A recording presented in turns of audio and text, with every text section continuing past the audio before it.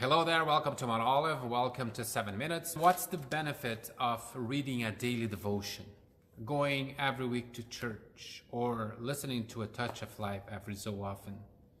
What do we get out of it? Feeding for our soul? But does that really happen? Because we all know that once we read the text, after some moments, it's all gone.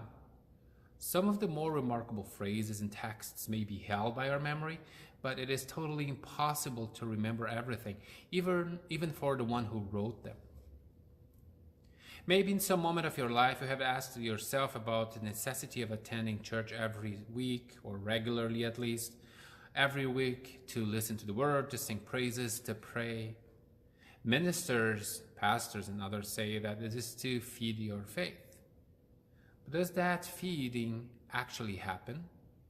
You see, we go there, we listen, we see, we speak, we sing, but probably next Sunday we can't recall most of what we did in the former.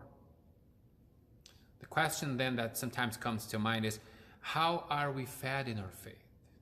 How does that process happen? Well, I have asked myself also another question.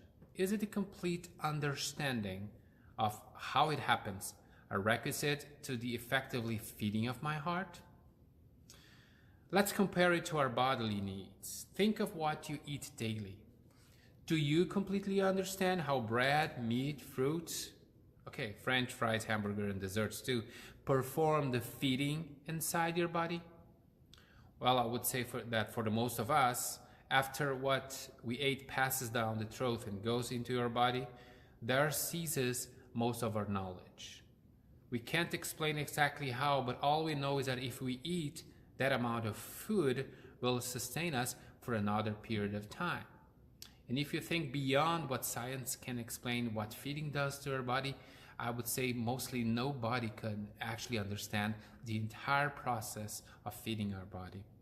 But if understanding what exactly happens were crucial for being nurtured, well, then perhaps nobody will survive.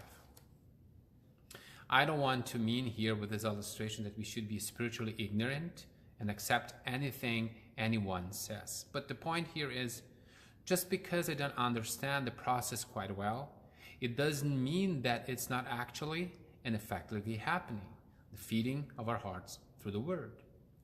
And it's not because we can't remember what we ate on a given Sunday 3 months ago that it was not important to keep us well in our body. The Bible assures us that its words are genuine and pure spiritual milk, and by it we grow up to salvation. That is strong and healthy food, a food that feeds effectively.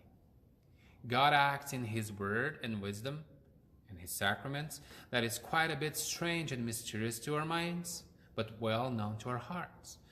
He does that to keep us well.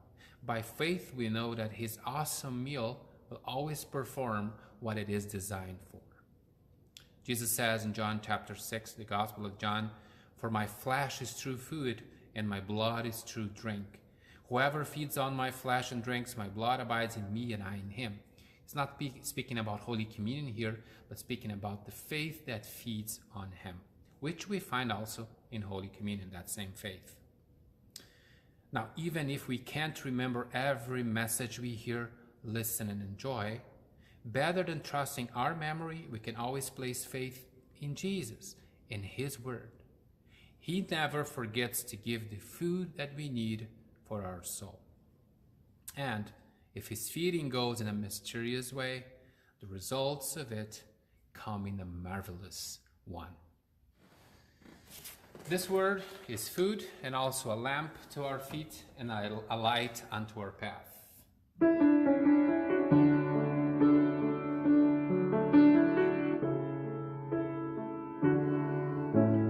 Thy word is a lamp unto my feet and a light unto my path. Thy word is a lamp unto my feet and a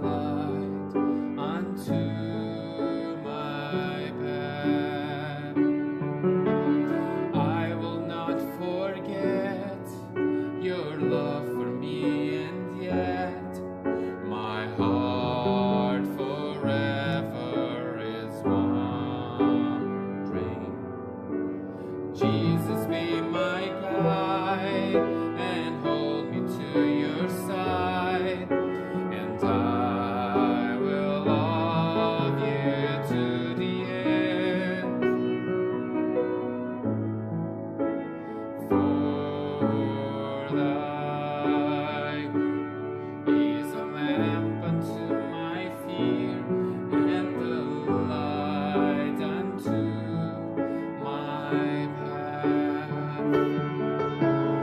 Thy word is a lamp unto my feet and the light unto my path, and the light unto my path.